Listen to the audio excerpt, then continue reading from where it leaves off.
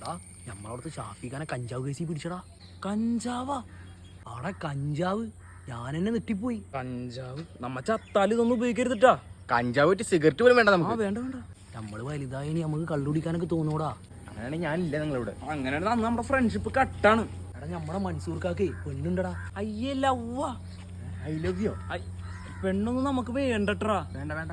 എടാ നമ്മള് വലുതായി കഴിയുമ്പോഴേ ഇങ്ങനത്തെ ചീത്ത പരിപാടി ഒന്നും വേണ്ടട്ടാ. എന്നാ എല്ലാരും സത്യം കേട്ടോ. സത്യം സേഫ് ആയിട്ട് കൊണ്ടേ കൊടുത്തിട്ടോ കേട്ടോ. വായി എത്തിച്ചിരിക്കും. എപ്പോഴെങ്കിലും പോലീസ് നമ്മളെ പിടിച്ചിട്ടുണ്ടാ? ഞാൻ വിളിക്കാം. എടാ നമ്മളെ മരുന്നേ കൂർഗിൽ ബ്ലോക്ക് ആയിരുന്നു. റിപ്പോർട്ട് വന്നിട്ടുണ്ടായിരുന്നു.